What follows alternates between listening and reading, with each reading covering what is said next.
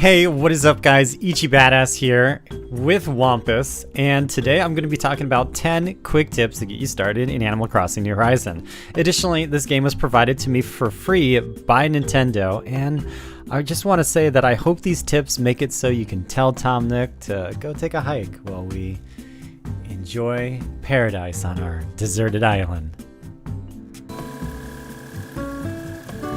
So my first tip up is to pay off your tent on day one. Tom Nook gives you a deal where you can pay him 5,000 Nook miles instead of the over 48,000 bells.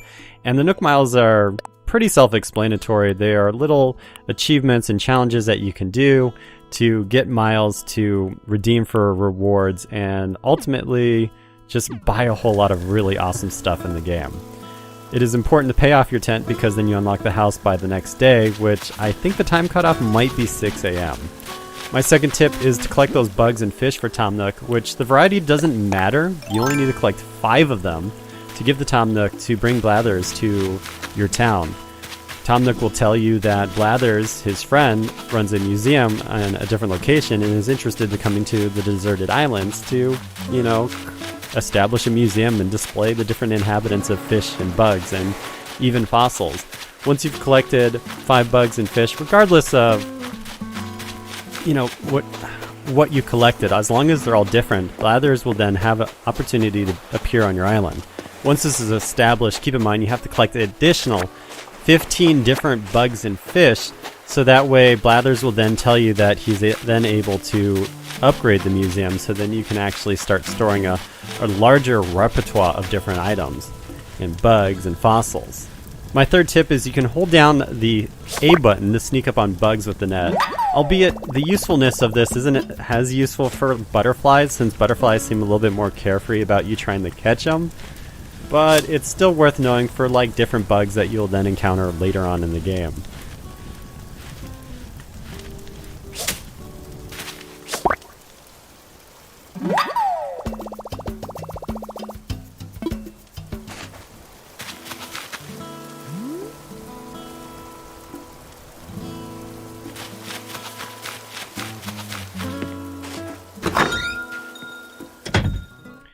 Moving on with the fourth tip, you're actually able to walk up to fish tanks that you've placed on the ground and simply press A on it to toggle on a light.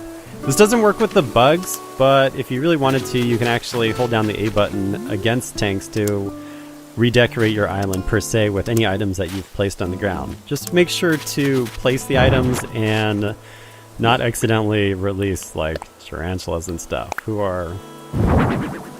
They're evil. They're like the bane of my existence. I think the tarantulas and wasps are the only 2 things that have knocked me the hell out while I've been trying to, go around and collect things. But as you can see, you hold down A and you can then move your tanks around to better decorate and place them while you're waiting for Blathers to appear with the museum so you can put more specimens in there. You can also hold down A and then press up or down on the analog stick to then rotate the tanks to change the position. But it's really cool to walk around and even walk up to the angler's tank and toggle the light on, which is actually not even the light of the tank, you're just toggling the light on the anglerfish himself. As you can see, I placed down a whole bunch of stuff that I'm waiting to place in the museum, a variety of bugs and fish and other specimens.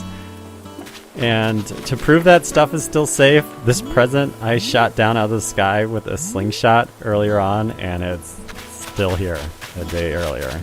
Yay. Now for this tip, my 5th tip. A lot of people should know this already, but you might not. But you can walk up to trees and you can shake them up to 3 times. Same thing with this tip is you can also run into the inside of any sort of building, friend's house, your personal house, to get away from wasps. Otherwise, if you get stung in the face, you have to purchase medicine from Tommy. Or you can actually make medicine. You get a recipe from talking to your inhabitants. For tip number 6, we're going to be going around and you see those little water that squirts out of the ground. If you have a shovel, you can actually use the shovel to scoop up the manila clams. Manila clams are then used in a recipe that you learn that would allow you to create fish bait to help you catch a variety of different fishes, since that helps with not only completing your collection with the museum with blathers, but it also makes it so that you can make a good sum of bells to help pay off your future upgrades to your house.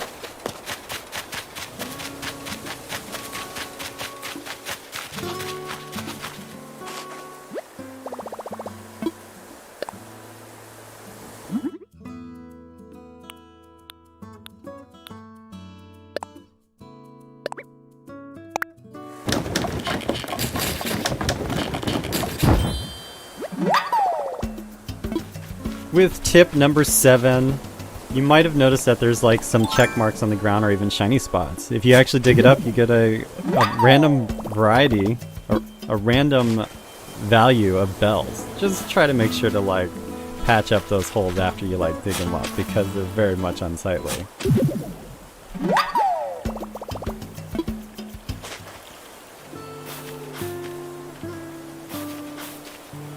Tip number 8, if you bought it early on, I highly recommend doing so now if you haven't.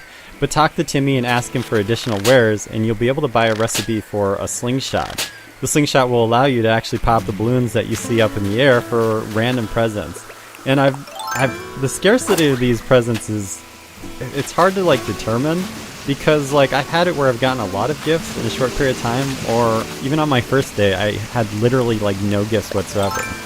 Whether it's because I was like not paying attention, I'm not really sure, but it's also worth mentioning you might want to be careful about opening those surprise gifts in the air near water, because if it falls in the water, it's pretty much gone forever. Whereas my present that you saw earlier, which is stuck on the ledge, is safe.